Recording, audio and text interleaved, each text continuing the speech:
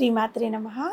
శ్రీ లలితా సహస్రనామంలోని 827వ నామము ప్రచండ. ఈ నామానికి అర్థం ఏంటి అంటే అతి తీవ్రమైన కోపపూరితమైన ముఖం కలిగినది అని అర్థం. అమ్మవారు అత్యంత తీవ్రమైన కోపపూరితమైనది. అయితే ఎప్పుడు ఆ తల్లి అలాగే ఉంటుందా అంటే అలా ఉండదు. సందర్భాన్ని బట్టి ఆ తల్లి హావభావాలు మారుతూ ఉంటాయన్నమాట. భక్తులపై కరుణరసాన్ని వర్షించేటప్పుడు ఆ జగన్మాత ఎంతో ప్రసన్నమైన ముఖ కవళికలతో ఉంటుంది. భక్తులు ఆర్ద్రతతో ఆ తల్లిని పిలిచినప్పుడు ఆ తల్లి చూపులు దయామయ రసంతో నిండిపోయి ఉంటాయి. తాను సృష్టించిన ఈ విశ్వాన్ని ప్రణాళికాబద్ధంగా నడుపుటకు కొన్నిసార్లు ఆ తల్లి తన ఉగ్ర రూపాన్ని ధరించవలసి వస్తూ ఉంటుంది. ఆ తల్లి శ్రీమత్ సింహాసనేశ్వరి.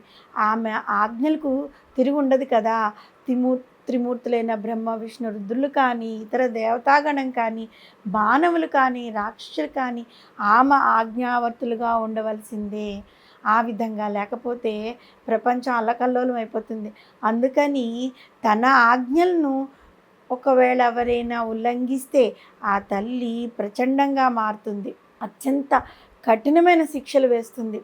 ఇదే విషయాన్ని తైత్తరీయోపనిషత్తు ఈ విధంగా వివరించిందంటే, జగన్మాత ఆజ్ఞలకు భయపడే ఆ వాయువు సక్రమంగా వీస్తున్నాడు, సూర్యుడు ప్రకాశిస్తున్నాడు.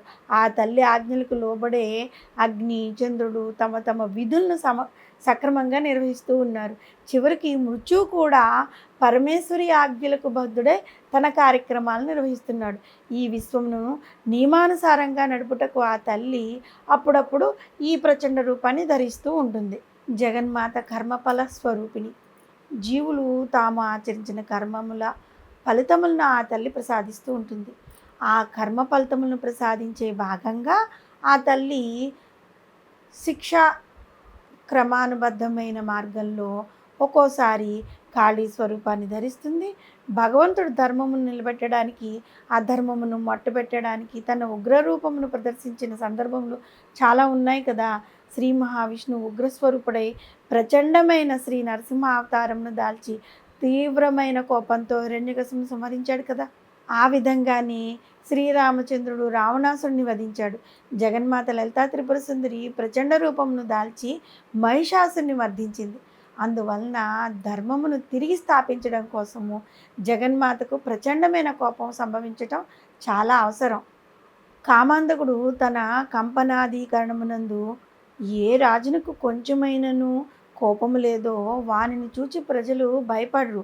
ఏ రాజును చూచి ప్రజలు భయపడరో ఆ రాజు ధర్మమును ఎట్లా కాపాడగలుగుతాడు అని వివరించి ఉందన్నమాట.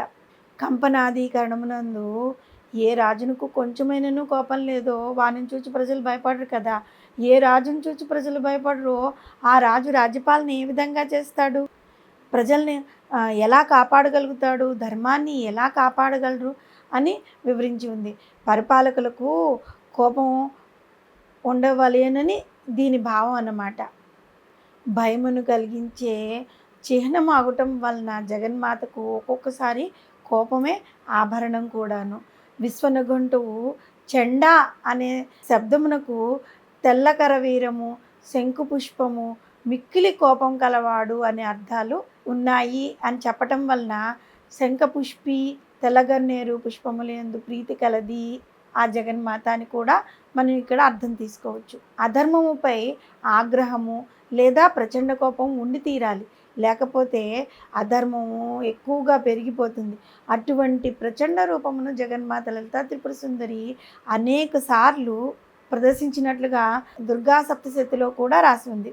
మహిషాసురుని సైన్యమును వధించే సమయంలో జగన్మాత యొక్క ప్రచండ రూపమును దుర్గా సప్తశతిలో ఈ విధంగా వర్ణించి ఉందన్నమాట.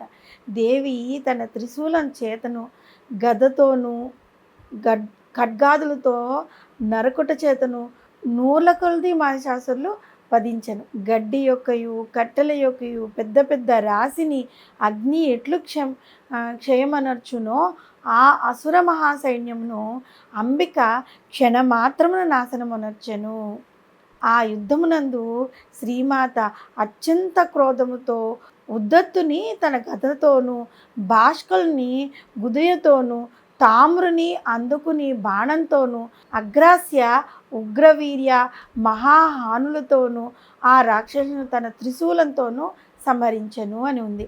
తనపై యుద్ధమునకు వచ్చుచున్న మహిషాసురునితో పరమేశ్వరి, ఓరి మూఢుడా, ఇంకొక క్షణం సేపు నేను ఈ మద్యమునంతయు త్రాగవేయ వరకు గర్జిస్తూ ఉండు, నిన్ను నేను వధించినప్పుడు దేవతలు కూడా ఇట్లే గర్జింతురు అని పలికి ఆ మహిషాసురునిపై వాలి పాదంతో అతన్ని కంఠాన్ని త్రొక్కిపెట్టి శూలంతో గుచ్చి తన ఖడ్గంతో అతని శిరస్సును ఛేదించి హతమార్చింది. ఇది జగన్మాత యొక్క ప్రచండమైన అత్యంత ఉగ్ర రూపము. ఈ నామంలో చెప్పుకున్నట్లుగా ప్రచండ అనే నామంతో అమ్మవారిని మనము పూజిస్తూ ఉన్నట్లయితే మనకి తెలియకుండా శత్రువులు బయట మన చుట్టుపక్కల ఉన్న మన శరీరంలో ఉండే షడ్ 6 శత్రువులు చెప్పుకున్నాం కదా. కామ, క్రోధ, లోభ, మద, మోహ, మత్సర్యములు, ఈ 6 శత్రువుల్ని కూడా అమ్మవారు తన యొక్క క్రోధంతో సంహరిస్తుంది. అప్పుడప్పుడు అమ్మవారు క్రోధంతో ఉగ్ర రూపాన్ని దాల్చడం కూడా చాలా అవసరమే కదా. మన చుట్టూ ఉన్న మనం అమ్మని సర్వస్వ శరణాగతి కోరినప్పుడు అమ్మవారు మనల్ని రక్షిస్తుంది. తను ఒళ్ళో పసిపాపలా మనల్ని పెట్టుకుని కాపాడుతుందని చెప్పుకున్నాం కదా. అలాంటప్పుడు తన పిల్లలకి ఏమైనా హాని కలుగుతుంది అన్నప్పుడు సామాన్యంగా ఈ అమ్మలే ఎంతో కోపం తెచ్చుకుంటారే, అలాంటిది జగన్మాత అయిన అమ్మ మనల్ని ఏ విధంగా రక్షిస్తుందో కదా. కంటికి రెప్పలాగా మనల్ని కాపాడుకుంటుంది. కాబట్టి నిశ్చింతగా మనం అమ్మ నామస్మరణ చేసుకుంటూ ఉంటే చాలు. అతి తక్కువగా కష్టపడక్కర్లేదు. మనము అమ్మవారిని అమ్మనామం చేసుకుంటూ నిత్యము ఏ పని చేస్తున్నా అమ్మ నామస్మరణ, అమ్మ కీర్తనలు, అమ్మని స్మరించుకుంటూ ఉంటే చాలు. అమ్మ మనల్ని ఎప్పుడూ రక్షిస్తూ ఉంటుంది. మనకి శత్రువులైన వారిని ఈ నామంలో చెప్పుకున్నట్లుగా అతి ఉగ్ర రూపంతో వారిని శిక్షిస్తుంది. మన జోలికి కూడా ఏ శత్రువుని చిన్న ఆపద కూడా మనకి కలగకుండా అమ్మవారు మనల్ని చూసుకుంటుంది. శ్రీమాత్రే నమః.